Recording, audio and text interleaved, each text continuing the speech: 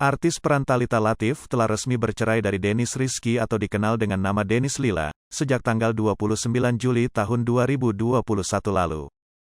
Dari perceraian itu, Thalita mendapatkan hak asuh anak dan tak menuntut nafkah anak dari mantan suaminya.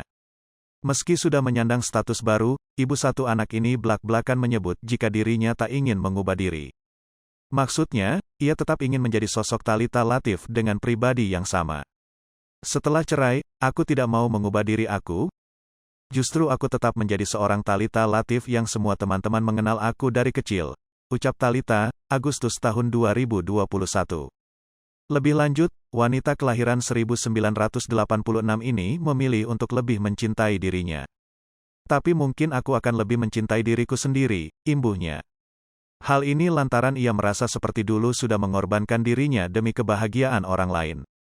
Sementara itu, ia juga menyinggung soal penyakit kanker yang diidapnya. Aku punya time sekarang, aku single, aku punya banyak waktu untuk merawat diriku. Aku bisa mempercantik diri, sekarang pelan-pelan aku mulai diet lagi, karena aku punya penyakit kanker, paparnya.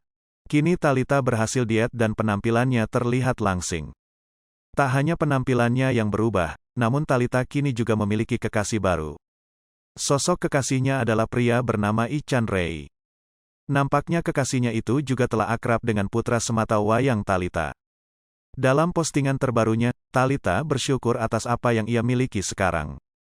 Lee Chan-rae diketahui juga gagal berumah tangga dan telah berpisah dari mantan istrinya.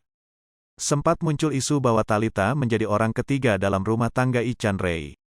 Namun hal itu dibantah tegas oleh Thalita. Menurutnya, dengan apa yang sudah terjadi dengannya di masa lalu, tidak mungkin ia tega merusak rumah tangga orang lain. Ada aja cobannya jadi janda. But, ya udah terjadi, berita udah kemana-mana. Ya aku sebenarnya begini, dengan apa yang terjadi di masa lalu aku. Sedramatik itu perpisahanku, sebegitu menderita, tersakiti sebagai seorang wanita. Mungkin nggak aku gituin orang lain, ujar Thalita saat hadir di YouTube Maya Estianty, November tahun 2021.